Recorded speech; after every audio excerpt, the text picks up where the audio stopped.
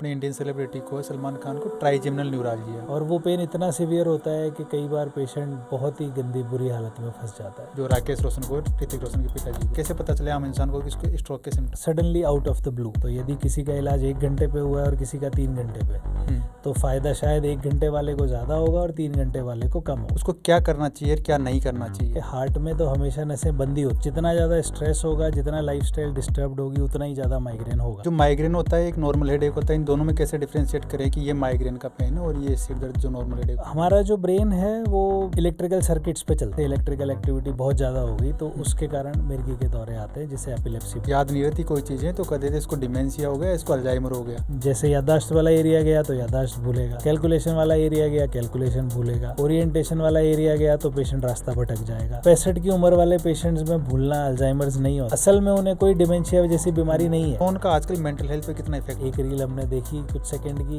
फिर दिमाग में लगता है अरे अगली में क्या आएगा देखो, फिर देखा अरे अगली में क्या आएगा देखो। एक तो होती क्रिएटिविटी, एक स्पिरिचुअलिटी, एक कॉन्शियसनेस। ये तीनों अपने ब्रेन में कैसे कंट्रोल करें? जैसे कई लोग क्रिएटिव होते हैं, कई लोग नहीं होते हैं। 2 भाई है, दोनों एक ही माँ बाप से पैदा हुए हैं, लेकिन दोनों का माइंड अलग अलग काम कर रहा है। किसी का ज्यादा काम कर रहा है, कोई ज्यादा इंटेलिजेंट है, कोई कम इंटेलिजेंट है। ब्रेन में कई तरह के केमिकल्स हैं, कुछ हैं जो ब्रेन की एक्टिविटी बढ़ाते हैं, हमें अलर्ट करते हैं, अवेक करते हैं हमारी, और कुछ केमिकल्स होते हैं जो ब्रेन को सुस्त करते हैं, सुलाते हैं। ऐसे कहा जाता है कि 1 ग्लास ऑफ वाइन हेल्दी रहती है बॉडी के लिए। उसे ऑब्स्ट्रक्टिव स्लीप एपनिया कहते हैं। कार्डियोलॉजिस्ट के पास जाते हैं तो वो कहते हैं कि ये इन्वेस्टिगेशन से ये आप करवा लो, इससे पूरा चेकअप हो जाएगा। क्या ब्रेन के लिए भी ऐसे कोई चेकअप होते हैं? तो हमारे में रेडिएशन नहीं होती। रिसेंटली पूना के अंदर अभी एक बीमारी को लेकर कई सारे केस रिपोर्टेड हुए, जीबीएस जिसका नाम है। ब्रेन में इम्प्लांट्स डलने लगे हैं। न्यूरालिंक भी उसी तरह का एक इम्प्लांट है जो हम इंटरवेंशन के थ्रू दिमाग की नसों में लगाते हैं। क्या फ्यूचर में ऐसी पॉसिबिलिटी है कि जैसे कि मेरा ब्रेन है, अगर मेरा ब्रेन निकाल के आपके अंदर रख दिया जाए, जैसे हार्ट ट्रांसप्लांट करते हैं, ऐसा पॉसिबिलिटी है?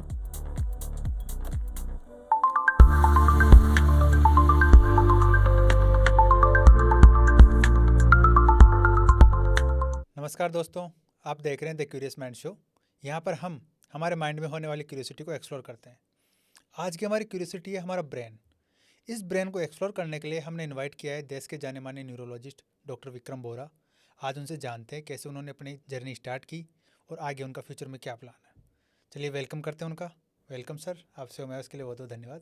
आपका और क्यूरियस माइंड्स का धन्यवाद मुझे इस पॉडकास्ट पे बुलाने के लिए। सर, सबसे पहले तो हम आपसे जानना चाहेंगे, आपने जो न्यूरोलॉजी डिपार्टमेंट चुना है, इसके पीछे क्या कहानी है आपकी? इसके पीछे बड़ी इंटरेस्टिंग कहानियाँ हैं।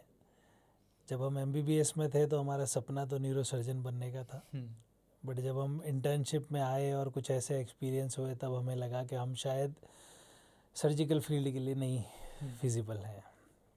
तो हमारा झुकाव फिजिशियन वाले फील्ड की तरफ हो गया। हम MD में एंटर हो गए। MD में एंटर होने के बाद कुछ ऐसे टीचर्स मिले, कुछ ऐसे सीनियर्स मिले जिनको देख के लगा कि हाँ, न्यूरोलॉजी एक अच्छा फील्ड है, उसमें जाया जा सकता है। बीच में कुछ एक्सपीरियंसेस ऐसे हुए जहाँ लगा कि नहीं, न्यूरोलॉजी में तो इलाज करने लायक बीमारियाँ नहीं हैं, पेशेंट बेड पे ही रह जाता है। तो जो सीनियर्स ऑलरेडी इस फील्ड में थे उनसे डिस्कशन हुआ, तब समझ आया कि नहीं, समय के साथ और बदलते ट्रीटमेंट पैटर्न्स के साथ अब न्यूरोलॉजी में भी बीमारियों में क्योर पॉसिबल है। तो हम न्यूरोलॉजी में एंटर हो गए। अच्छा, इसमें भी आपने स्पेशलाइजेशन किया है इंटरवेंशनल न्यूरोलॉजी, ये क्या होता है? तो इंटरवेंशनल न्यूरोलॉजी जो है वो दिमाग की और स्पाइनल कॉर्ड की खून की नसों से रिलेटेड बीमारियों का इलाज करते हैं। अच्छा। जैसे हार्ट में हम सब जानते हैं आपके नसों से जा कर के जांच की जाती है और छल्ले डाले जाते हैं या स्टेंट्स डाले जाते हैं, उसी तरह से अब हम दिमाग की भी एंजियोग्राफी करते हैं अंदर तार डाल के। और यदि कोई नस ब्लॉक है तो उसमें स्टेंट डाल सकते हैं। यदि कोई नस जहाँ से ब्लड लीक हो रहा है तो उस लीकेज को बंद कर सकते हैं। ये सारा फील्ड जो है इसे इंटरवेंशनल न्यूरोलॉजी कहा जाता है। इसमें कौन कौन सी बीमारियों के आप जो केसेज आते हैं आपकी जो ठीक करते हैं? तो जो सबसे कॉमन बीमारी इसमें जिसका इलाज किया जाता है वो है स्ट्रोक यानी लकवा। लकवा 2 तरह से होता है। पहला जिसमें खून की नस बंद हो जाए, अंदर से खून आगे जाना बंद हो जाए, और दूसरा जिसमें खून की नस फट जाए। जो अधिकतर पेशेंट्स में बीमारी होती है लकवा, 85% लोगों में उसका कारण खून की नस बंद होना होता है, उसे इस्केमिक स्ट्रोक कहते हैं। जो बाकी बचे हुए पेशेंट्स हैं उनमें हेमोरेजिक स्ट्रोक होता है, उनमें नस फट जाती है। दूसरी जो बीमारियां हैं जिनमें इंटरवेंशनल न्यूरोलॉजी इलाज करते हैं उन्हें AVM होते हैं, एन्यूरिज्म्स होते हैं, DAVF होते हैं, समय के साथ साथ अब कुछ ब्रेन ट्यूमर्स, कुछ ऐसी हेमरेजेस जिसमें पहले सर्जरी की जाती थी, ये सब भी हम नसों के थ्रू जा कर के इलाज करने में पॉसिबल हो रहे हैं। कई बीमारियाँ ऐसी होती हैं जिनको जाना इसलिए जाता है क्योंकि बड़े बड़े लोगों को होती है, जैसे स्टीफन हॉकिंग्स को जो बीमारी थी, ये बीमारी कौन सी थी उनको? तो स्टीफन हॉकिंग्स को जो बीमारी थी उसे मोटर न्यूरॉन डिजीज़ कहते हैं, इसमें क्या या होता है? ALS भी कहते हैं, एमायोट्रोफिक लेटरल स्क्लेरोसिस। अच्छा। रूट कॉज उसका अभी तक किसी को भी नहीं पता, बट उसमें होता यह है कि दिमाग की नसें और शरीर की मांसपेशियाँ सब किसी कारणवश समय से पहले डैमेज होने लगती हैं। जब ये डैमेज होने लगती है तो मरीज को कमज़ोरी आने लगती है, हाथ पैर पतले होते जाते हैं, बढ़ती प्रॉब्लम के साथ आखिरकार सांस में भी दिक्कत आती है, और आज की डेट में तो ये अभी तक लगभग लाइलाज बीमारी है। यदि टाइम से पहचाने तो हम पेशेंट को कुछ ऐसे इलाज मुहैया करा सकते हैं जिससे हम बढ़ना एटलीस्ट कुछ स्लो कर पाएँ। अगर नहीं पहचाने, लेट पहचाने, तो फिर बहुत ज़्यादा मदद करना मुश्किल है। इसमें सिम्टम्स क्या आते हैं? सिम्टम्स आमतौर पे कोई एक हाथ या कोई एक पैर कमज़ोर होने लगता है, पतला होने लगता है। समय के साथ ये बहुत धीमे धीमे बढ़ती है, महीनों में बढ़ती है।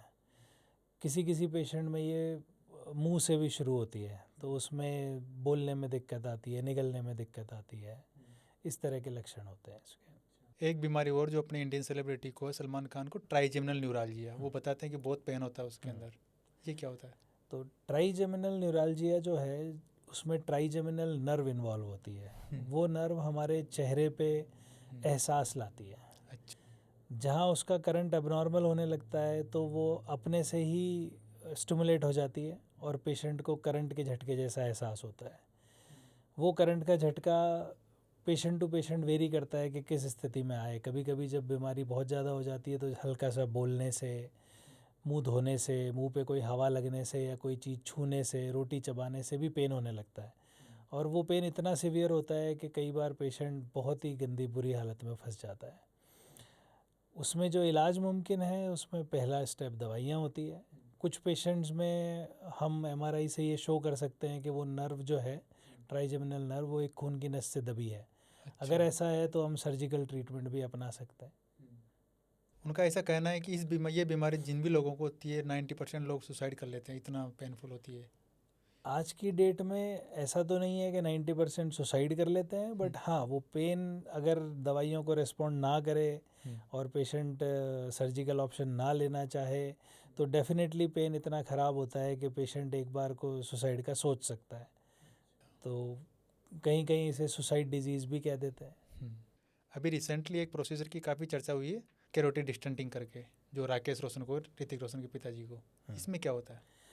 तो कैरोटिड आर्टरी जो है वो हमारे दिमाग के मेन ब्लड सप्लाई में काउंट होती है। दोनों साइड एक एक होती है और वो लगभग एक साइड के 2/3 ब्रेन को ब्लड सप्लाई करती है। तो वो हमारे लिए मेजर हाईवे हो गया ब्रेन का, ब्लड सप्लाई का। जैसे हार्ट में ब्लॉकेजेस बनते हैं वैसे कैरोटिड आर्टरी में भी ब्लॉकेजेस बनते हैं समय के साथ, और वो लकवे का एक प्रमुख कारण भी हो जाता है।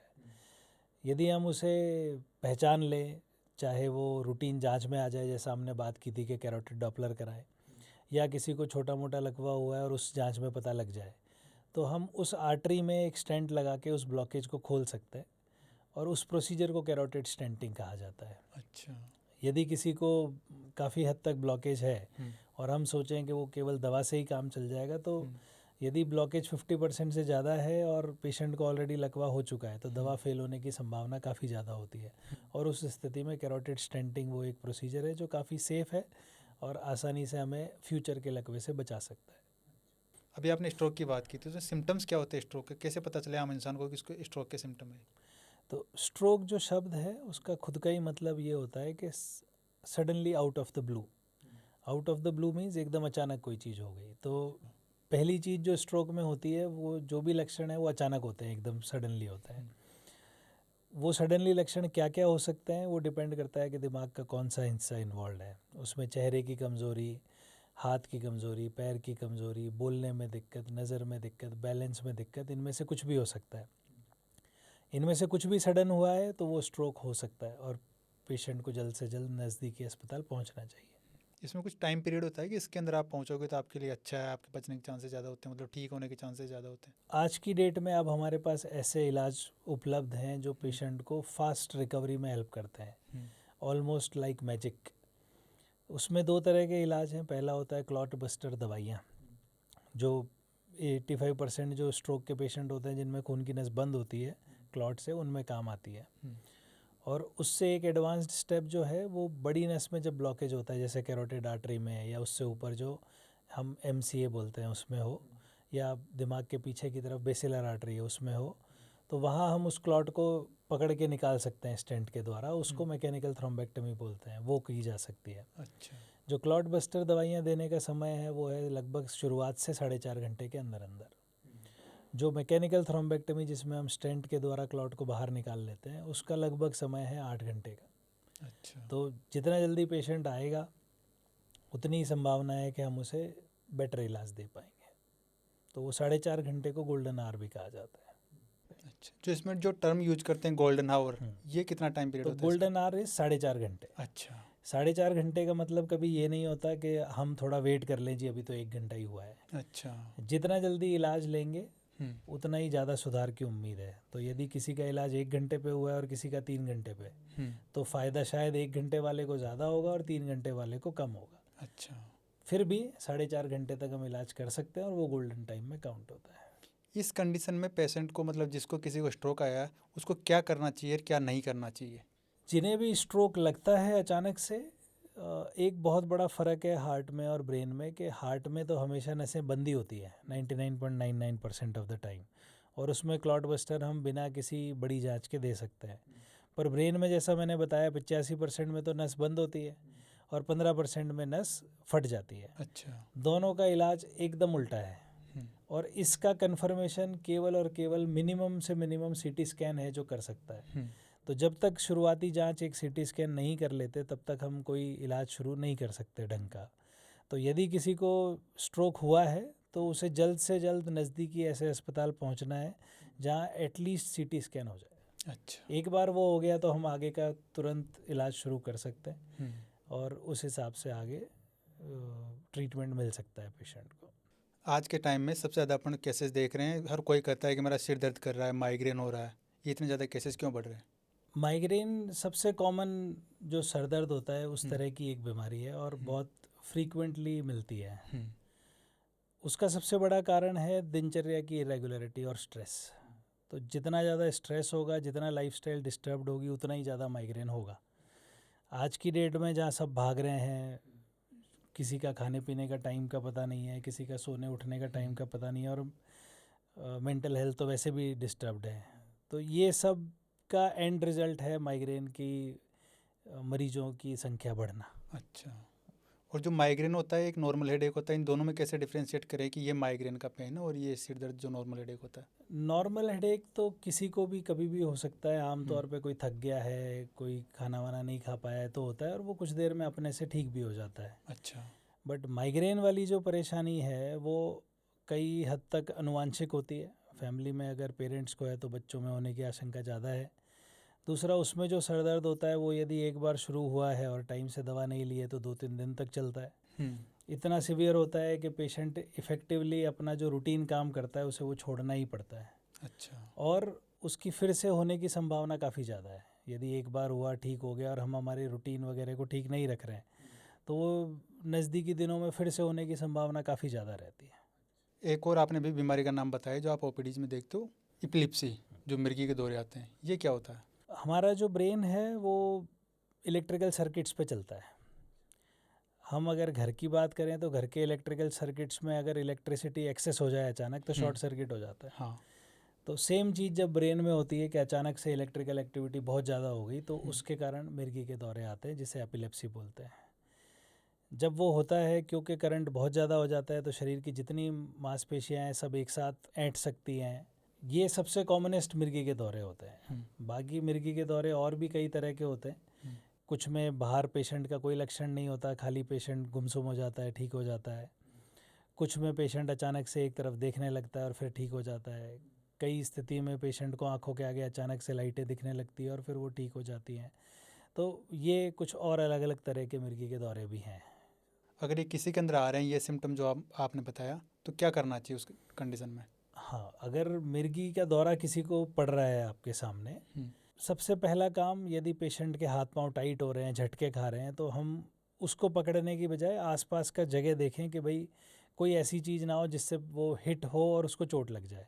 हम अगर पेशेंट को पकड़ना चाहेंगे तो हम कुछ भी कर लें, रोक नहीं पाएंगे, क्योंकि उस टाइम हाथ पैरों की मांसपेशियाँ इतनी टाइट हो जाती हैं कि 2 जने भी पकड़ लेंगे तो भी रोक नहीं सकते, तो उसमें हम पेशेंट को उल्टा चोट पहुंचा देंगे। वो जो पीरियड होता है जिसमें हाथ पैर झटक रहे हैं वो आमतौर पे कुछ सेकंड ही चलता है, 30 सेकंड या 1 मिनट हद से हद। उसके बाद पेशेंट बेहोश रिलैक्स्ड हो जाता है। जब वो फेज़ आ गया तो हमें पेशेंट को एक करवट में लिटाना है, किसी भी करवट में लिटा सकते हैं, सीधा, राइट, लेफ़्ट, कुछ भी। उसका रीज़न है कि जब मिर्गी का दौरा पड़ता है तो मुंह में बहुत ज़्यादा थूक बनता है, झाग बनता है। यदि पेशेंट का हिलना बंद हो गया और हमने उसको सीधा लेटा छोड़ दिया तो वो सारा थूक जो है वो सांस की नली में जाके उसे प्रॉब्लम दे सकता है। जब हम एक करवट में लेटा देंगे तो वो सारा थूक बाहर आ जाएगा, उसकी सांस में ब्लॉकेज नहीं आएगा। इसी के कुछ सेकंड या मिनटों बाद पेशेंट होश में आने लग जाता है, और जैसे ही होश में आने लगता है हमें इमीडिएटली नियर बाय अस्पताल लेके जाना है। अच्छा। दूसरी चीज़, दौरे में कई बार लोग सोचते हैं कि ज़बान कट रही है तो वो मुंह में कुछ डालने की कोशिश करते हैं, वो कभी नहीं करनी है। अच्छा। यदि आप मुंह में कुछ डालने की कोशिश करोगे तो या तो आपके चोट लगेगी या पेशेंट को चोट लग जाएगी, फ़ायदा कुछ भी नहीं होगा। यदि आपको दिख रहा है कि ज़बान कट रही है तो उसको कटने दें, आप कुछ नहीं कर सकते उस केस में। अच्छा। आजकल लाइफस्टाइल सब लोगों की बदल गई है, इस लाइफस्टाइल चेंजेस की वजह से ब्रेन पे बहुत इम्पेक्ट आ रहा है, तो किस तरह का इम्पेक्ट आपको देखने को मिलता है अक्सर? लाइफस्टाइल के कारण कई सारी प्रॉब्लम्स बढ़ती जा रही हैं, जिसमें सबसे कॉमनेस्ट तो है हेडेक। माइग्रेन के पेशेंट्स की संख्या बढ़ती जा रही है। TTH बोलते हैं जिसे, वो मेंटल स्ट्रेस से रिलेटेड हेडेक होता है। इसमें क्या होता है? TTH जो है वो एक सॉर्ट ऑफ माइग्रेन जैसा ही हेडेक है। जो मेजर फ़र्क है उसमें टाइप ऑफ हेडेक होता है। जो माइग्रेन का हेडेक है उसमें ऐसा लगता है नस धक धक कर रही है। जो TTH है उसमें पेशेंट को ऐसा लगता है जैसे उसके सर पे कोई वजन पड़ गया है, किसी ने उसको बांध दिया है। माइग्रेन का पेशेंट कोशिश करेगा कि मैं एक जगह बैठ जाऊं, रेस्ट करूं, किसी से बात ना करूं। TTH वाला पेशेंट यदि थोड़ा घूमेगा फिरेगा तो शायद उसे बेटर फील होता है। अच्छा। तो ये थोड़ा सा डिफरेंस है दोनों में, बट अमूमन दोनों का रीज़न ज़्यादा होने का एक ही रहता है कि दोनों में ही जितनी लाइफस्टाइल डिस्टर्ब्ड होगी, जितना मेंटल स्ट्रेस होगा, दोनों बढ़ेंगे। साथ साथ में मेंटल स्ट्रेस के कारण स्लीप डिस्टर्बेंसेस होते हैं, BP बढ़ता है, शुगर बढ़ता है। जब BP शुगर बढ़ता है, स्लीप डिस्टर्बेंसेस होते हैं तो स्ट्रोक के चांसेस बढ़ते हैं। जिन पेशेंट्स को मिर्गी है उनके मिर्गी के दौरे बढ़ जाते हैं। तो ये सब चीज़ें लाइफस्टाइल रिलेटेड प्रॉब्लम्स हैं जो हम न्यूरोलॉजी में ज़्यादा देखते हैं।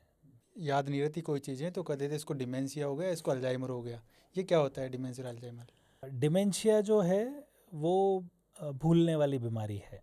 हमारे काम करने के अलग अलग तरह के फंक्शंस हैं दिमाग के। एक याददाश्त से रिलेटेड है, एक हमारी समझ से रिलेटेड है, एक हमारी कैलकुलेशन से रिलेटेड है, एक हमें रंग पहचानने और चेहरे डिफरेंशिएट करने में मदद करता है। वो सब दिमाग के अलग अलग हिस्सों में अलग अलग चीज़ें डिफाइंड है।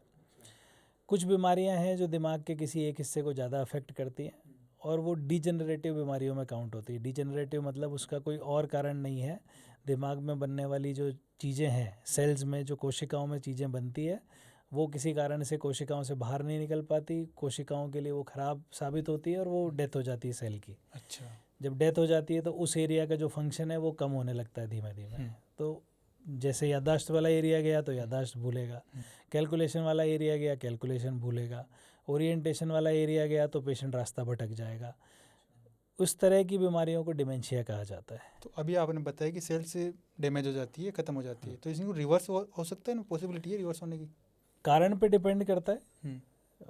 कुछ डिमेंशिया के कारण है जो रिवर्सिबल होता है, कुछ डिमेंशिया के कारण है जो रिवर्सिबल नहीं होता है। अच्छा। जो रिवर्सिबल है हम हर पेशेंट में जांच करते हैं ये ढूंढने की कि रिवर्सिबल कारण निकल आए।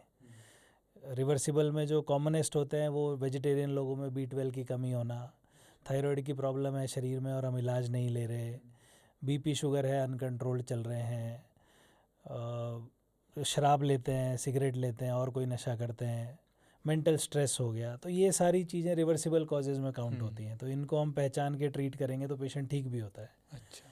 जो कुछ बीमारियां हैं जिनमें रिवर्सिबल कॉजेज़ नहीं होते तो उसमें हम ये कोशिश करते हैं कि एटलीस्ट हम प्रोग्रेशन स्लो कर पाएँ, ताकि जो डाउनफॉल है वो उतना फास्ट ना हो। ये भी आपने डिमेंशिया बताया, और दूसरा होता है अल्जाइमर, इसमें क्या होता है? तो अल्जाइमर्स जो है वो एक डिजेनरेटिव डिमेंशिया में काउंट हो गया, मतलब उसमें कोई रिवर्सिबल रीज़न नहीं निकलता पहली चीज़। अच्छा। आम तौर पे 65 से ऊपर की एज के पेशेंट्स में होता है। उसमें जो शुरुआती लक्षण होते हैं वो ये होते हैं कि पेशेंट अपनी रोज़मर्रा की चीज़ें भूलने लग जाता है। उसमें भी फिर फ्लक्चुएशंस होते हैं कि किसी दिन तो भूलेगा, किसी दिन याद आ जाएगा। जब ये फिर प्रॉब्लम बढ़ती जाती है तो फिर आगे आगे हर तरह की चीज़ों में अफेक्ट आने लग जाता है, या कैलकुलेशन में, ओरिएंटेशन में, लोगों को पहचानने में। बट शुरुआत जो है 65 के अगर बाद हो और रोज़मर्रा की चीज़ें पहले भूलने लगे, कैलकुलेशन कर लिया बट जो काम किया वो भूल गया, तो वो पेशेंट अल्जाइमर्स का हो सकता है। जैसे वो तो अपने अभी दादाजी और सब में देखते हैं कि कुछ ना कुछ चीज़ें भूल जाते हैं, वो तो मतलब अल्जाइमर है फिर ऐसे उनको? सब 65 की उम्र वाले पेशेंट्स में भूलना अल्जाइमर्स नहीं होता। अधिकतर लोगों में तो यदि हम ढूंढेंगे तो हमें रिवर्सिबल कॉज ही मिलता है। अच्छा। तो हम जांच अवश्य करते हैं और अधिकतर लोगों में कारण अल्जाइमर्स ना हो के दूसरा ही निकलता है। यंग लोगों में बात करें तो सबसे ज़्यादा जो भूलने के रीज़न है वो एक तो फ़ोन है। हाँ। वो हमारे लिए बहुत बड़ा डिस्ट्रैक्शन है। हम बैठे हैं, किसी से बात कर रहे हैं, कुछ पढ़ रहे हैं, अचानक से एक पॉपअप का नोटिफिकेशन आता है, हमारा ध्यान जो भी हम कर रहे हैं उससे छूट के उधर चला जाता है, तो वो जो भी हमने पढ़ा था वो उसी क्षण गायब हो जाता है। तो जब अटेंशन नहीं रहता है तो हम किसी चीज़ को याद भी नहीं कर पाएंगे। भाई पहले स्टेप बाय स्टेप मेमोरी बनती है। पहले हम चीज़ को अटेंशन से गैदर करते हैं, फिर वो हम उसको रिपीट सुनते हैं तो वो हमारी थोड़ा लॉन्ग टर्म मेमोरी में जाता है, और उसको और रिपीट करते हैं तब वो लॉन्गेस्ट टर्म की मेमोरी में जाता है। जो चीज़ एक बार सबसे एडवांस्ड मेमोरी में चली गई वो फिर हम कभी नहीं भूलते। तो अल्जाइमर के पेशेंट में भी यही होता है, और ऑलमोस्ट हर डिमेंशिया में यही होता है कि पुरानी से पुरानी चीज़ें तो उन्हें हमेशा याद रहेगी पर नई चीज़ें याद नहीं रहती। तो वो जो फ़ोन का डिस्ट्रैक्शन है वो सबसे बड़ा कारण है। दूसरा, हम अब किताबों से दूर होते जा रहे हैं। हाँ, किताबों से, पेपर्स से दूर होते जा रहे हैं। तो डिजिटल जो है वो कभी उतना कंसंट्रेशन नहीं देता जितना पेपर और बुक देती है। तो ये दोनों चीज़ें हैं जो यंग लोगों में याददाश्त की प्रॉब्लम के रीज़न निकलते हैं। लाइफस्टाइल एक अलग रीज़न है, मेंटल डिसऑर्डर्स एक अलग रीज़न है। उनसे भी पेशेंट को ऐसा लगता है कि वो भूल रहे हैं, बट एक्चुअली उन्हें हम सूडो डिमेंशिया बोलते हैं। उसमें क्या होता है? सूडो डिमेंशिया मतलब असल में उन्हें कोई डिमेंशिया जैसी बीमारी नहीं है, पर क्योंकि वो अटेंशन ही नहीं लगा पाते तो याद करेंगे कैसे। तो हम उनमें यही समझाते हैं कि आप अपना फोकस बढ़ाओ, फोकस बढ़ाएंगे और मूड अगर डिप्रेस्ड है, कुछ है, उसका ट्रीटमेंट करेंगे तो याददाश्त अपने आप ठीक हो जाएगी। वो एक्चुअल डिमेंशिया वाली बीमारी नहीं है, वो उन कारणों से आपको ऐसा लगता है कि आपको डिमेंशिया है, और क्योंकि वो झूठा डिमेंशिया फील हो रहा है तो उसको सूडो डिमेंशिया कहा जाता है। अभी आपने बताया कि कई बार मेमोरी लॉस होती है, जैसे फ़ोन अपन यूज़ कर रहे हैं, कई ज़्यादा चीज़ों में ध्यान नहीं देते हैं, तब तो फ़ोन का आजकल मेंटल हेल्थ पे कितना इफेक्ट आ रहा है? फ़ोन एक बहुत बड़ा प्रॉब्लम है एक्चुअली। केवल फ़ोन के लिए इस्तेमाल हो, सुनने के लिए और जवाब देने के लिए तो बहुत अच्छी चीज़ है, बट अब जब ये इतना डेटा सस्ता हो गया, इतनी सोशल मीडिया वेबसाइट्स हो गई, यूट्यूब पे रील्स चलने लग गई, तब से ये एक बहुत बड़ा एपिडेमिक हो गया है। लोग फ़ोन स्टार्ट करते हैं और कब बंद करेंगे उन्हें पता ही नहीं लगता। कई बार रातें निकल जाती है, पेशेंट आके बोलते हैं कि हमें नींद नहीं आती। जब उनसे पूछो क्यों नहीं आती है तो एक बार कुछ जवाब मिलता नहीं, बट जब आप वापस पूछोगे कि फ़ोन चलाते हो तो पहला जवाब होगा हाँ। स्टूडेंट्स बोलते हैं कि हमें याद नहीं रहता। कितना टाइम फ़ोन पे निकालते हैं जी? 2-2 3-3 घंटे कंटिन्यूस। हाँ। बच्चे हैं, हाँ। जब हमें उन्हें खाना सिखाना है, बच्चे अपने हिसाब से नखरे करेंगे। ऐसा तो नहीं हो सकता कि छोटे बच्चे को आपने खिलाया और वो जल्दी से खा लेगा। सही बात है। अब उसका एफर्ट कैसे कम किया जाए कि बच्चे के सामने एक फ़ोन रख दो जिस पे कोई कार्टून आ रहा हो, बच्चा फट से खाने लग जाएगा जी। ये सब शॉर्टकट्स हो गए और इनके बहुत ज़्यादा हार्मफुल इफ़ेक्ट्स हैं। स्टूडेंट के लिए उसकी पढ़ाई इफ़ेक्ट होती है, बाकी लोगों के लिए उनकी नींद इफ़ेक्ट होती है। बच्चों में ये हैबिट हो जाती है कि उन्हें पता ही नहीं है वो क्या खा रहे हैं क्या नहीं खा रहे हैं। ओवर ईटिंग हो जाएगी या अंडर ईटिंग हो जाएगी। जो नींद कम लेते हैं तो उनके कई हार्मफुल साइड इफ़ेक्ट्स होते हैं, हेडेक्स बढ़ते हैं, बिहेवियरल इश्यूज बढ़ते हैं, आपकी एफिशिएंसी अपने काम में कम हो जाती है। यदि आप हाइपरटेंसिव हो, डायबिटिक हो, तो आपके कंट्रोल्स गड़बड़ हो जाते हैं। तो कोई लिस्ट का एंड नहीं है कि कितनी कितनी प्रॉब्लम्स उससे होती है। लेकिन एक्चुअली ब्रेन में करते क्या है ये फ़ोन? जैसे मैं फ़ोन यूज़ कर रहा हूँ 2 घंटे तक कंटिन्यूस, तो मेरे न्यूरॉन्स में कितना डिफेक्ट कर रहा है ये? तो हमारे दिमाग में एक केमिकल होता है जिसे डोपामीन बोलते हैं। वो हमारे लिए रिवार्डिंग काम करता है, वो हमें एनकरेजमेंट देता है, मोटिवेशन देता है, खुशी लाता है। वो खुशी कैसे आती है? जब हम कोई भी इंटरेस्टिंग चीज़ देखें और हमें ये एक उत्सुकता बनी रहे कि अरे अब क्या आएगा, अब क्या आएगा। रील्स में भी वही होता है। जितनी उत्सुकता बनी रहती है उतना डोपामीन और सिक्रीट होता है, उतना ही हम और खुश होते हैं। तो ये काम रील्स में होता है। एक रील हमने देखी कुछ सेकंड की, फिर दिमाग में लगता है अरे अगली में क्या आएगा देखो, फिर देखा अरे अगली में क्या आएगा देखो। तो वो एक तरह का एडिक्शन बन जाता है। जब दिमाग को डोपामिन मिलता है, हम खुश रहते हैं, रिपीट करते हैं उसको, तो बॉडी को और ये हैबिट हो जाती है कि और मिले और मिले। करते करते कुछ टाइम में फिर बॉडी उसको अडेप्ट होने लग जाती है। जितना डोपामिन निकला उससे हमें कोई खुशी नहीं होती, तो हम फिर और ज़्यादा देर तक रील्स देखने की कोशिश करते हैं और इंटरेस्टिंग रील ढूंढने की कोशिश करते हैं। तो इस तरह से हम उसमें उलझ जाते हैं। वो डोपामिन ही उसका एक कारण है और ये एक तरह का एडिक्शन हो जाता है। फिर अगर किसी को आपने बताई इतने सारे प्रॉब्लम्स, इनसे बचना हो तो क्या करना चाहिए उसको? सबसे इम्पॉर्टेंट चीज़ है कि हम अपने टाइम डिसाइड करें, स्पेशली रात के टाइम, कि भाई मैं इतनी बजे सोऊंगा और एक बार जब सोने का टाइम हो गया तो हर तरह के इलेक्ट्रॉनिक डिवाइस से दूर हो जाऊंगा। अगर हमें 10 बजे सोना है और सुबह 6 बजे उठना है तो उस पीरियड में हमें फ़ोन साइलेंट पे रखना ही रखना है। एक बार हम 10 बजे बेड पे लेट गए तो उसके बाद 1 मिनट के लिए भी किसी तरह की स्क्रीन नहीं देखें। सेम वे दिन में भी हम अपना शेड्यूल बनाएं, खास करके जैसे हम खाना खाते हैं उस टाइम पे विद रूल कोई फ़ोन इस्तेमाल नहीं करें, कोई स्क्रीन नहीं देखें। फ़ोन में जहाँ तक हो सके मिनिमम ऐप्स रखें। फ़ोन का मेजरली यूज़ जो है वो केवल और केवल फ़ोन उठाने और फ़ोन जवाब देने के लिए ही रखें। अगर हो सके तो फ़ोन को साइलेंट मोड पे ही रखें, क्योंकि वो जो एक पॉपअप आता है नोटिफिकेशन का, वही आपका कंसंट्रेशन तोड़ने के लिए इनफ है। तो यदि हम वो पॉपअप के नोटिफिकेशन को भी साइलेंट रखेंगे तभी हम अपने काम में कंसंट्रेट कर पाएंगे और तभी हमारी एफिशिएंसी बनी रहेगी। तो यदि इन नियमों से चलेंगे तो फ़ोन का इस्तेमाल यूज़फुल है, अगर नहीं करेंगे तो हार्मफुल है। कई लोग होते हैं जो नाइट शिफ्ट में काम करते हैं, डॉक्टर्स रहे, कुछ और स्टाफ रहे, तो वो प्रॉपर स्लीप नहीं ले पाते हैं, तो उनके दिमाग में क्या इफेक्ट आता है फिर उससे? बहुत फ्रीक्वेंटली नाइट ड्यूटीज़ करने से दिमाग की जो एक साइकिल होती है, रूटीन, जो डायर्नल साइकिल बोलते हैं, वो डिस्टर्ब होती है। दिमाग में खुद से एक सेट सिस्टम है कि भाई दिमाग को इतनी बजे अवेक होना है, इतनी बजे स्लीप में जाना है, और स्लीप में भी साइकिल्स चलती हैं दिमाग की एक्टिविटी की, जो एक सर्टेन पीरियड में रिपीट होती रहती हैं। जितनी स्लीप ठीक होगी हमारी मेमोरी उतनी अच्छी रहेगी, हम जब उठेंगे हम फ्रेश रहेंगे, हमारी एफिशिएंसी उतनी अच्छी रहेगी। तो जो रिपीटेड नाइट शिफ्ट्स करते हैं या फ्रीक्वेंटली नाइट शिफ्ट्स करते हैं उनको दिन में काम करना उनके लिए बहुत मुश्किल हो जाता है।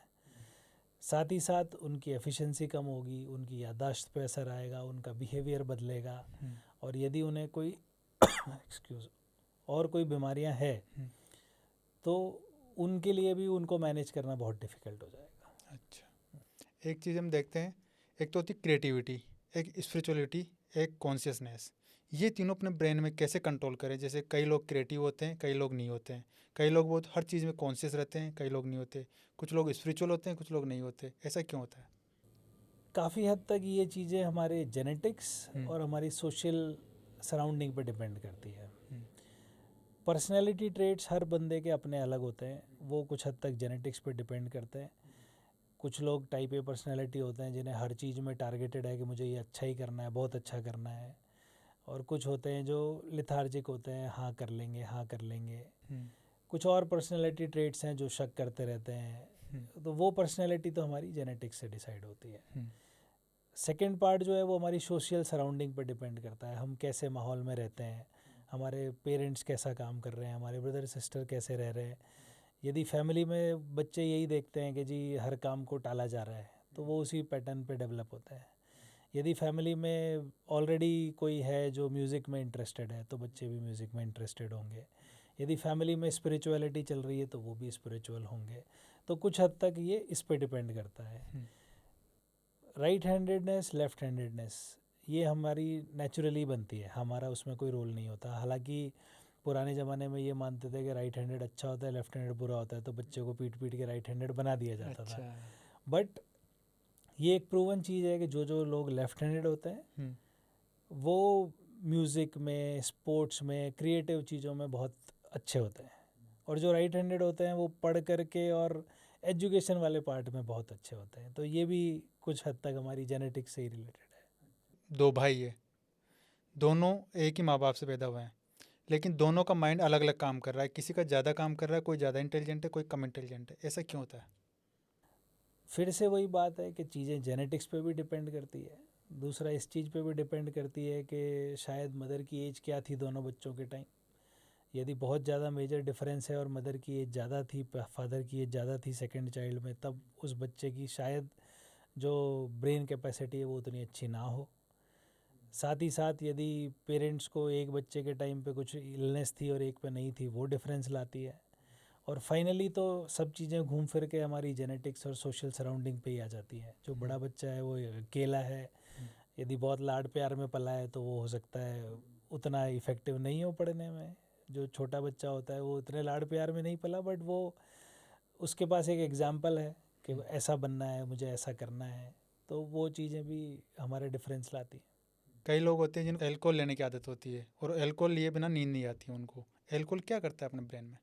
ब्रेन में कई तरह के केमिकल्स हैं। कुछ हैं जो ब्रेन की एक्टिविटी बढ़ाते हैं, हमें अलर्ट करते हैं, अवेक करते हैं, हमारी हर एक चीज़ को एक्साइट कर देते हैं। और कुछ केमिकल्स होते हैं जो ब्रेन को सुस्त करते हैं, सुलाते हैं। तो जो अल्कोहल है वो ब्रेन के लिए एक डिप्रेसेंट का काम करता है, ब्रेन को सुस्त करता है, स्लो करता है। लोग कहते हैं जी हम अल्कोहल लेके बहुत एंजॉय करते हैं, तो एक्चुअली एंजॉयमेंट इसलिए नहीं होता कि वो अल्कोहल कुछ फ़ायदा दे रहा है, बट पेशेंट थोड़ा डल हो जाता है, बंदा थोड़ा डल हो जाता है, तो उसे दीन दुनिया की चिंता वगैरह थी उसकी अवेयरनेस नहीं रहती, तो वो स्ट्रेस फ्री हो जाता है और ये सोचता है कि मैं एंजॉय कर रहा हूँ। अच्छा। बट एक्चुअल में ऐसा कुछ नहीं है, वो तो ब्रेन को उल्टा सप्रेस ही कर रहा है अल्कोहल। जब सप्रेस कर रहा है तो वो हमारी कैपेसिटी सारी डल कर देता है। क्यों कहते हैं कि ड्राइव नहीं करना चाहिए? क्योंकि हमारा रिएक्शन टाइम बढ़ जाता है अल्कोहल लेने के बाद। तो यदि हमें सडनली कोई रिएक्शन लेना है तो हम नहीं ले पाएंगे। अल्कोहल लेके स्लीप लेना वो क्यों आता है? क्योंकि वो ब्रेन की एक्टिविटी डाउन कर रहा है, तो हमें सुला देगा। बट जब हम नेक्स्ट डे उठेंगे तो हैंगओवर रहेगा, हेडेक रहेगा, हमारी एफिशिएंसी उतनी अच्छी नहीं होगी। अल्कोहल से जो स्लीप आती है वो हमारी जो नेचुरल स्लीप साइकिल की हमने बात की थी, स्लीप में फेसेस होते हैं, NREM स्लीप और REM स्लीप। ये क्या होता है? ये अलग अलग टाइप ऑफ फेसेस हैं ब्रेन के, rapid eye movement sleep, non rapid eye movement sleep. उनके ऑल्टरनेट होने से और एक सर्टेन फ्रीक्वेंसी में होने से जो हम दिन भर में पढ़ते हैं, याद करते हैं, वो हम परमानेंट मेमोरी में भी शिफ्ट करते हैं। वो हमारे ब्रेन को रीबूट करता है, रिचार्ज करता है। वो सारी साइकिलिंग जो ये टॉक्सिक चीज़ें होती है, अल्कोहल हो गया या दूसरा एडिक्शन हो गया, उसको डिस्टर्ब करते हैं।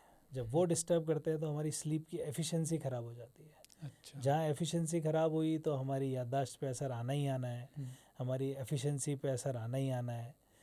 जो नेक्स्ट डे उठ करके हम फ्रेश होते हैं, अच्छा काम करते, उस पर असर आना ही आना है। तो ऐसा कुछ नहीं है कि अल्कोहल लेकर के मुझे नींद आ जाती है तो मैं लेता रहूँ। वो जस्ट एक प्रोबेबली अपने आप को बहलाने का तरीका है कि मैं अल्कोहल इसलिए लेता हूँ। नहीं, लेकिन कई लोग होते हैं जैसे खुशी की पार्टी करते हैं तब भी अल्कोहल यूज़ करते हैं, कोई दुख में होता है तब भी अल्कोहल यूज़ करते हैं। फिर ऐसा क्यों करते हैं लोग? ये मोर ऑफ एक सोशल स्टेटस शो करने की चीज़ हो गई है। लोगों को लगता है अरे यार दोस्तों के साथ बैठेंगे और शराब पियेंगे तो बड़ा अच्छा लगेगा, तो वो उस चक्कर में पीना शुरू करते हैं। और जैसा मैंने बताया कि वो एडिक्टिंग चीज़ें हैं, तो जब आप फ्रीक्वेंटली लेते जाते हो तो आपको लो वॉल्यूम से फ़ायदा मिलता नहीं, फिर आप वॉल्यूम बढ़ाते हो और उस हैबिट में पड़ जाते हो कि अच्छा मुझे ऐसा ही करना है। आप जब छोड़ने की भी कोशिश करते हो तो आप छोड़ते हो 5-7 दिन, फिर आप फ्रेंड सर्कल में बैठते हो, फिर से वो फ्रेंड प्रमोट करता है अरे यार थोड़े से में कुछ नहीं होगा, और आप फिर शुरू हो जाते हो। तो ये मोर ऑफ वो मतलब अपने आप को ये पहचान कराना कि भाई मैं बड़ा कूल हूँ, उसका इफ़ेक्ट ज़्यादा है, बजाय उसके कि वो एक्चुअल में हमें कोई हेल्प कर रहा है। पहले WHO कहता था कि 30 ml एल्कोहल अपनी बॉडी के लिए कोई हार्मफुल नहीं है, लेकिन अभी तो डेटा भी ख़त्म कर दिया उन्होंने, बिल्कुल कहा है कि 30 ml भी आपके लिए हार्मफुल है। बिल्कुल, आज की डेट में ये डेफिनेटली शो हो चुका है कि कोई लिमिट अल्कोहल की ऐसी नहीं है जो आपके लिए हेल्दी हो। तो ये सोचना कि जी मैं रोज़ एक पैग लेके सो जाता हूँ तो मेरे लिए हेल्दी है, वो is not right now, and as far as possible नहीं लेना चाहिए अल्कोहल। ऐसे कहा जाता है कि 1 ग्लास ऑफ वाइन हेल्दी रहती है बॉडी के लिए। जैसा हमने अभी डिस्कस किया कि अब ये प्रूवन है कि किसी तरह का अल्कोहल किसी भी मात्रा में हेल्दी नहीं है हमारे लिए। ओबेसिटी का मेंटल हेल्थ पे क्या इफेक्ट आता है? कई लोग मोटे होते हैं, कई लोग पतले होते हैं, मेंटल हेल्थ पे इफेक्ट आता है? बिल्कुल आता है। तो ओबेसिटी अपने आप में एक इलनेस है। ओबेसिटी को मेटाबॉलिक सिंड्रोम के नाम से भी जानते हैं। ओबेसिटी अगर डिजीज़ेस की बात करें तो हमारे बॉडी में शुगर अफेक्ट करती है, ब्लड प्रेशर अफेक्ट करती है, कोलेस्ट्रॉल के लेवल अफेक्ट करती है, स्लीप को अफेक्ट करती है। साथ साथ में ये तो मेडिकल जो इलनेसेस है वो है, मेंटल हेल्थ को और ज़्यादा अफेक्ट करती है। तो ओबेसिटी अपकमिंग एपिडेमिक्स में है। जब से ये सोशल मीडिया हुआ है और फिज़िकल एक्टिविटी बंद हुई है, ओबेसिटी बढ़ती जा रही है। हमारी ईटिंग हैबिट्स, हमारी लाइफस्टाइल सब कुछ सीडेंट्री हो गया है और हाई फैट हो गया है, तो उससे ओबेसिटी बढ़ती जा रही है। और उस ओबेसिटी के बढ़ने के कारण डायबिटीज़ का एपिडेमिक बढ़ रहा है, हाइपरटेंशन का एपिडेमिक बढ़ रहा है, स्लीप एपनिया जैसी बीमारियां बढ़ रही है। तो ये सारी चीज़ें और मेंटल हेल्थ के इश्यूज बढ़ रहे हैं, ये सब ओबेसिटी से ही रिलेटेड है। अभी आपने बात की स्लीप एपनिया की ओबेसिटी के अंदर, तो स्लीप एपनिया एक्चुअली में होता क्या है? स्लीप एपनिया एक वो बीमारी है जिसमें जब हम सोते हैं तो किसी कारणवश हमारे ऑक्सीजनेशन जो बॉडी का है वो इम्पेयर हो जाता है, वो रुक जाता है, प्रॉपर नहीं हो पाता। उसके कारण दिमाग में या ब्लड में ऑक्सीजन के लेवल्स कम होते हैं, और जो हमने बात की थी कि स्लीप साइकिल में REM NREM के फेजेस चलते हैं, वो डिस्टर्ब होने लगते हैं। दिमाग अपने आप अवेक स्टेट में जाता है। पेशेंट शरीर से नहीं जगता बट दिमाग से जगता है, और उसी में ही वो जगने के कारण ऑक्सीजनेशन ठीक होता है, फिर से सो जाता है, फिर से जगता है। ऐसी साइकिल स्लीप में 20 बार, 30 बार, 40 बार, 50 बार, 100 बार तक भी हो जाती है, depending on severity of sleep apnoea. उसका एंड रिजल्ट ये होता है कि जब पेशेंट उठता है तो वो कहने के लिए तो 8 घंटे 9 घंटे सो लिया, पर वो जब उठता है वो फ्रेश फील नहीं करता, उसे ऐसा लगता है नींद आई नहीं। और दिन में फिर नहीं चाहते हुए भी जहाँ उसे नहीं सोना होता वहाँ वो झपकियाँ लेता रहता है। ये परेशानी अधिकतर तो मोटे लोगों में ज़्यादा होती है जिनके वेट ज़्यादा है, बट ऐसा नहीं है कि पतलों में नहीं हो सकती। तो जिन्हें भी ऐसा लगता है कि भाई हम जब सुबह उठते हैं फ्रेश नहीं उठते, हमें दिन में नींद के झपके आती हैं, उन्हें स्लीप एपनिया के लिए टेस्ट कराना चाहिए। टेस्ट कराना क्यों ज़रूरी है? क्योंकि टेस्ट के साथ साथ ही CPAP मशीन का टेस्ट भी हो जाता है, और इसका इलाज जो है वो CPAP मशीन ही होता है। अच्छा।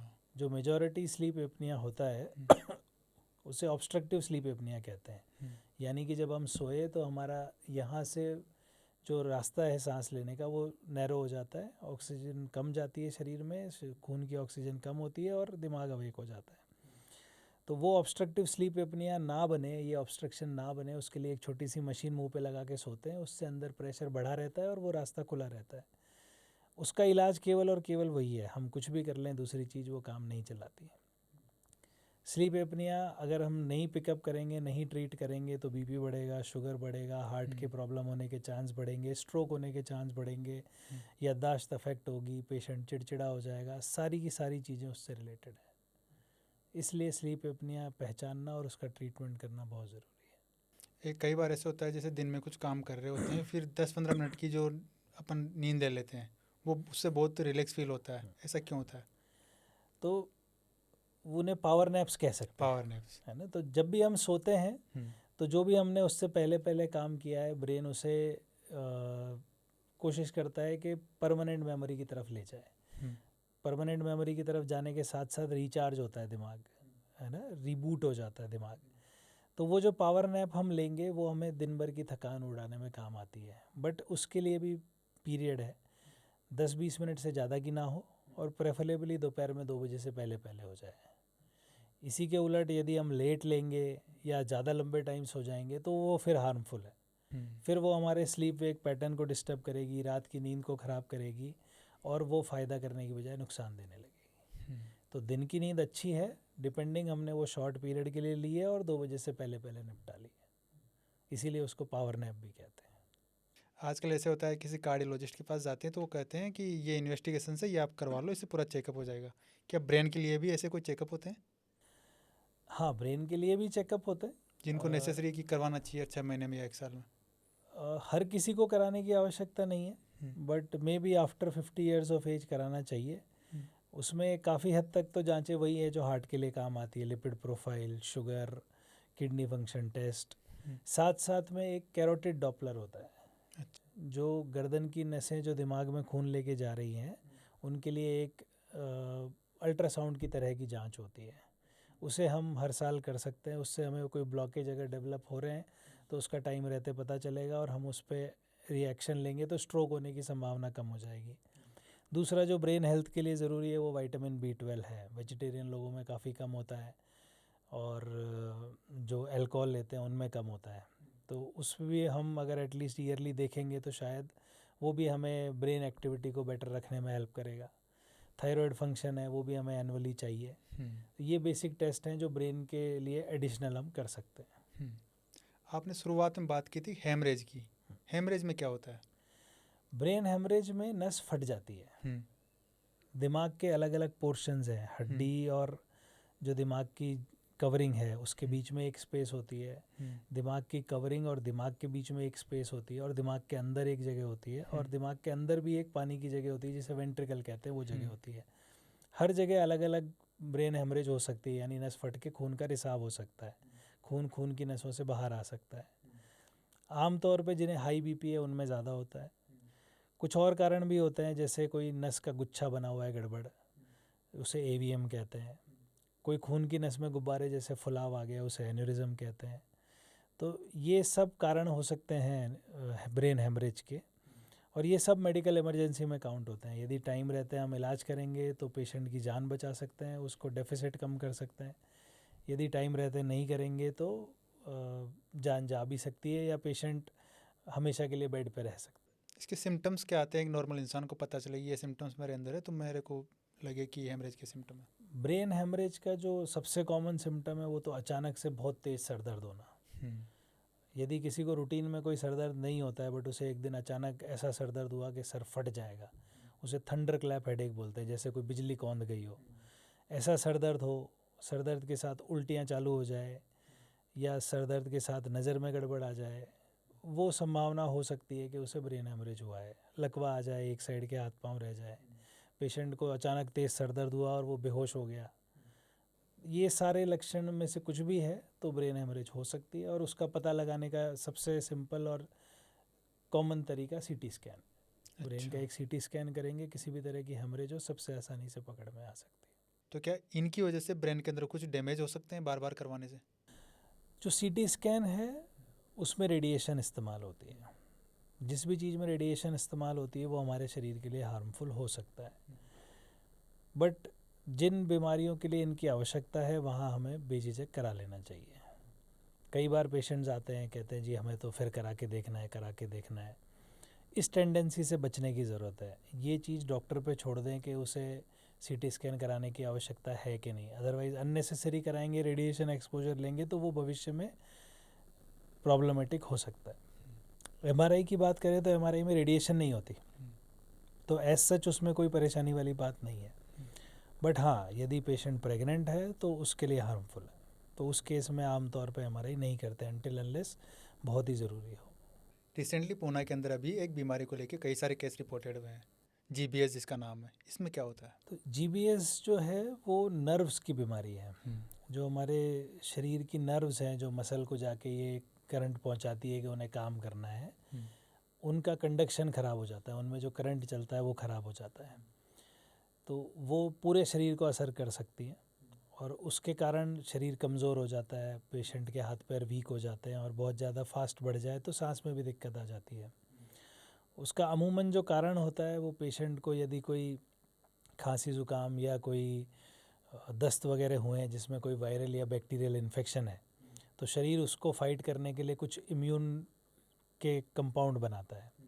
वो जो इम्यूनिटी डेवलप हुई वो अपने ही शरीर के कुछ प्रोटीन्स को फ़ौरन समझ के उन पे असर कर देती है। अच्छा। और उसके कारण उन नर्व्स का जो करंट है वो रिड्यूस हो जाता है। अच्छा।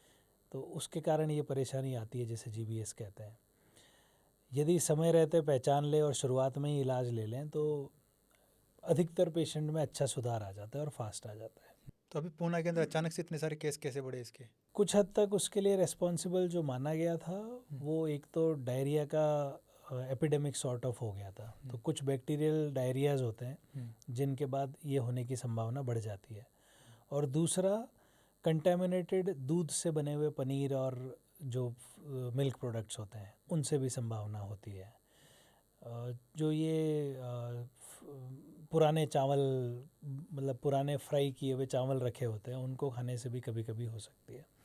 तो जहाँ तक हो सके जहाँ भी कहीं ऐसे केसेस हो रहे हैं उस पीरियड में दूध के प्रोडक्ट और बासी चावल और ये सब चीज़ें अवॉइड करने में समझदारी है। न्यूरो की बीमारी की बात आती है तो एक मल्टीपल स्क्लेरोसिस करके कोई बीमारी होती है, इसमें क्या होता है?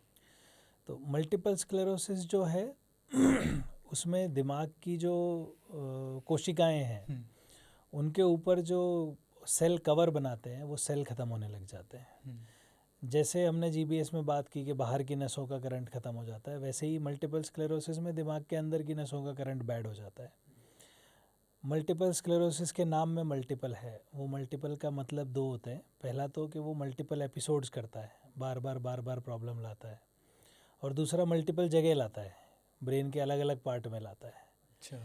तो इसीलिए उसको पहचानना ज़रूरी है कि यदि हम नहीं पहचानेंगे और बार बार प्रॉब्लम होती गई तो उसमें कुछ ना कुछ ब्रेन में परमानेंट डैमेज इकट्ठा होता जाएगा। कुछ सालों पहले तक बहुत अच्छे इलाज लिमिटेड थे और महंगे थे। जैसे जैसे एडवांसमेंट्स आए हैं, नए रिसर्च हुए हैं, तो आज की डेट में हमारे पास कई ट्रीटमेंट ऑप्शंस अवेलेबल हैं और जो सस्ते भी हैं, कॉस्ट इफ़ेक्टिव भी हैं।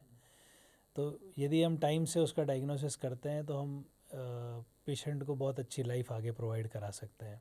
अच्छा। और ज़रूरी चीज़ ये है कि मल्टीपल स्क्लेरोसिस जो है वो यंग पेशेंट्स में मिलती है। तो यदि हम ट्रीट नहीं करते हैं तो जो प्रोडक्टिव लाइफ है वो ख़त्म होती जाती है। एक आजकल डायबिटीज़ बीमारी हर घर में किसी न किसी को होती है। इससे कहा जाता है कि डायबिटीज़ न्यूरोपैथी एक बीमारी आगे बढ़ती है, इसमें क्या होता है? तो जो हमारे शरीर की नर्व्स हैं उनको काम करने के लिए ग्लूकोज चाहिए। यदि ग्लूकोज कम होगा तो भी उनकी एक्टिविटी बैड होगी, और ग्लूकोज ज़्यादा होगा तो वो ग्लूकोज ही उनके लिए टॉक्सिक साबित हो जाता है। तो वो सारी नर्व्स जो हैं वो अगर प्रोलॉन्ग्ड हाइपरग्लाइसीमिया की स्टेट में रहती है, जो शुगर की पेशेंट्स में मिलता है, तो उनके फंक्शंस बैड होने लगते हैं। उससे जो कॉमनेस्ट प्रॉब्लम होती है वो डायबिटीज़ के मरीजों के पैरों में झंझनाहट होना, पैरों में ऐसा लगना जैसे गद्दे बन गए हैं, पैरों में कमज़ोरी आना, ये मिलता है। डायबिटिक के पेशेंट में न्यूरोपैथी और कई तरीके से भी आ सकती है। हाथ सुन्न होना, आँखों के मूवमेंट गड़बड़ होना, चेहरे पे जैसे लकवा आता है जिसे बेल्स पाल्सी भी बोलते हैं, उस तरह के लक्षण डायबिटिक पेशेंट में डायबिटिक न्यूरोपैथी से भी हो जाते हैं। और कुछ एक केसेस में दूसरी कुछ बीमारियां हैं जो इम्यून मीडिएटेड होती हैं, वो डायबिटीज़ के पेशेंट्स में ज़्यादा होती है और उनसे पेशेंट बहुत ज़्यादा वीक हो जाता है। अच्छा। तो ये सब का पहचानना और अलग इलाज करना वो सब ज़रूरी है। अगर डायबिटीज़ कंट्रोल रहेगी तो इनकी संभावना भी कम हो जाती है होने की। अभी आपने थोड़ी देर पहले बात की थी माइग्रेन की, क्या माइग्रेन को बिना दवा के ठीक किया जा सकता है? माइग्रेन को बिना दवा के ठीक तो नहीं कर सकते, पर हाँ माइग्रेन होने की संभावना को लिमिट कर सकते हैं। यदि किसी को बार बार हो रहा है तो हम कुछ हमारे लाइफस्टाइल चेंजेस करेंगे तो प्रोबेबली होने की संख्या कम हो जाएगी और दवाई की आवश्यकता कम पड़ेगी। तो वो क्या चीज़ें हैं जिन्हें हम कंट्रोल कर सकते हैं? तो पहली ज़रूरी चीज़ है खान पान का ध्यान रखना। डेली सुबह ब्रेकफास्ट, दोपहर का लंच, रात का डिनर टाइम से लें। मील्स मिस तो करना ही नहीं है, हो सके तो व्रत ना करें। नींद जो है वो 6 घंटे से कम ना होने दें और 8 घंटे से ज़्यादा भी ना हो। जहाँ ज़्यादा नींद होगी तो वहाँ भी माइग्रेन होने की संभावना बढ़ जाती है। मेडिटेशन करें, अगर रेगुलर एक्सरसाइजेज में रह सकें तो वो करें। ये सब लाइफस्टाइल चेंजेस यदि हम रखेंगे तो माइग्रेन बार बार होने की संभावना काफ़ी हद तक कम हो जाती है। यदि पेशेंट रेगुलर दवाइयों पे है तो वो कभी कभार की दवाइयों पे आ सकता है। यदि पेशेंट वैसे ही कभी कभार की ही दवाइयाँ लेता है तो वो लेने की ज़रूरत भी कम से कम पड़ेगी। क्या न्यूरो की बीमारी में, जैसे कार्डियक बीमारी में होता है कि एक बार दवाई चालू हो गई तो लाइफ टाइम चलेगी, न्यूरो की बीमारी में भी ऐसा होता है? वो बीमारी पे निर्भर करता है, बट जैसे? आज की डेट में कई बीमारियों में दवाइयाँ बंद होती हैं। हाँ, जहाँ लकवा हुआ है, खून पतला करने की दवा चल रही है तो वो लगभग चलेगी। मिर्गी के पेशेंट में मिर्गी का कारण क्या निकला उस पर डिपेंड करता है कि दवा बंद हो सकती है कि नहीं, बट कई पेशेंट्स में बंद होती भी है। माइग्रेन और दूसरे सर दर्द डेफिनेटली दवा रेगुलर जो रोज़ लेनी पड़ रही है वो बंद होती है, डिपेंडिंग कि हम अपने आप को कितना रेगुलर रख रहे हैं चीज़ों में। न्यूरोपैथी में कारण पे डिपेंड करता है, दवाइयाँ बंद हो सकती है। और जैसे जैसे डेवलपमेंट्स हो रहे हैं अब हम कई बीमारियों में ऐसी दवाओं पे आ गए हैं जिसमें रोज़ दवाई लेने की आवश्यकता नहीं पड़ती।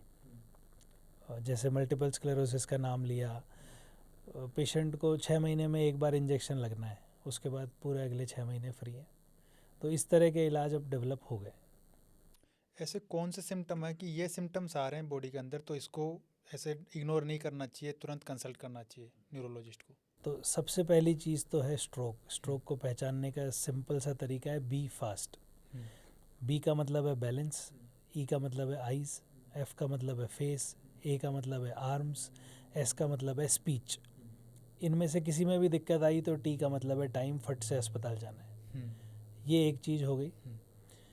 दूसरी चीज़, कई लकवे के पेशेंट्स में ऐसा होता है कि लक्षण आए और कुछ मिनटों में या आधे एक घंटे में ठीक हो जाता है, उसे हम TIA बोलते हैं। कई बार हमने देखा है कि पेशेंट को ये हुआ, पेशेंट ठीक हो गया तो घर वाले सोचते हैं अब क्या अस्पताल जाना है, जबकि यही वो पेशेंट हैं जो यदि टाइम से अस्पताल आ जाएं उसी वक्त तो प्रोबेबली फ्यूचर में बड़े लकवे से बच सकते हैं। तो यदि किसी को ये बी फास्ट वाले लक्षण हुए और ठीक हो गए तो उन्हें घर नहीं बैठना है, उन्हें जल्द से जल्द अस्पताल में इलाज लेना है। दूसरी चीज़, यदि किसी को अचानक ऐसा सर दर्द हुआ है जो जीवन में कभी नहीं हुआ या पहले होता ही नहीं था और आज ही हुआ है, उसे इमीडिएटली अस्पताल जाना है। यदि किसी को लगता है कि वो बार बार चीज़ें भूल जाता है या गुमसुम हो जाता है तो उसे भी समय रहते अस्पताल दिखा लेना चाहिए। ऐसा क्या लाइफस्टाइल में सुधार करे कि उसको न्यूरोलॉजिकल डिसऑर्डर कभी हो ही ना?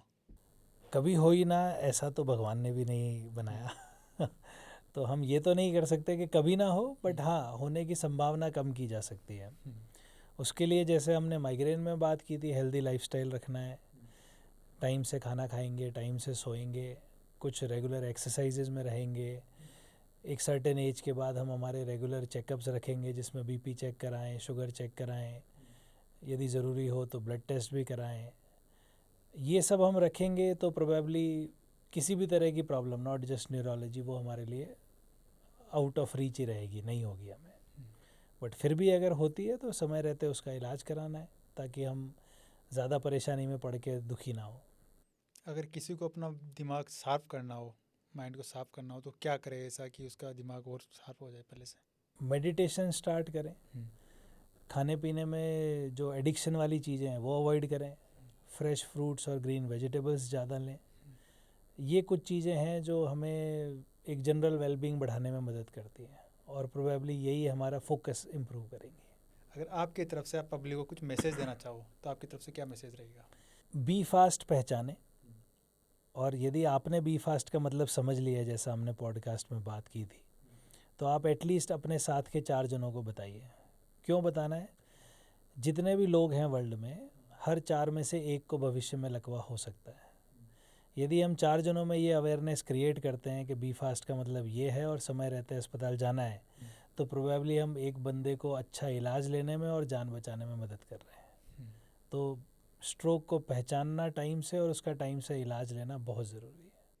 अगर आप फ्यूचर में कुछ इनोवेशन देखना चाहते हो तो आपकी तरफ से क्या आप उम्मीद करते हो कि ये इनोवेशन होने वाला है न्यूरोलॉजी के अंदर? ब्रेन में इम्प्लांट्स डलने लगे हैं। वो इम्प्लांट्स जो अनफॉर्चुनेट पेशेंट्स हैं जो किसी कारणवश रिकवर नहीं हो पाए लकवे से, ट्रॉमा से, उन पेशेंट्स में लाइफ चेंजिंग रिजल्ट्स ला रहे हैं। तो हम ये देखना चाहेंगे कि वो और जल्दी डेवलप हो और ज़्यादा लोगों को अवेलेबल हो। अभी रिसेंटली एलोन मस्क ने कहा है कि न्यूरालिंक करके कुछ उन्होंने चालू किया है, ये क्या है? न्यूरालिंक भी उसी तरह का एक इम्प्लांट है जो हम इंटरवेंशन के थ्रू दिमाग की नसों में लगाते हैं। वो दिमाग की इलेक्ट्रिकल करंट को पकड़ता है और जो ब्रेन में डैमेज हुई जिसके कारण वो आगे की नसों में कंडक्शन नहीं जा रहा, उसको वो कन्वे करता है। उससे जो पेशेंट, जैसे मानिए किसी को स्पाइन में चोट लगी और उसके पाँव रह गए चलना, तो न्यूरालिंक के थ्रू हम वो जो ब्लॉकेज है उसको बाईपास कर सकते हैं और पेशेंट को चलने में मदद कर सकते हैं। दूसरा तरीका है कि न्यूरालिंक को कंप्यूटर से कनेक्ट किया जाता है। उस कनेक्शन से पेशेंट जो सोचता है कंप्यूटर वो बोल सकता है या वो काम कर सकता है। तो इस तरह की चीज़ें डेवलप हो रही है और भविष्य में हो सकता है ये बहुत आसानी से और अधिकतर लोगों को अवेलेबल हो। तो ये एक लाइफ चेंजिंग ट्रीटमेंट्स होंगे।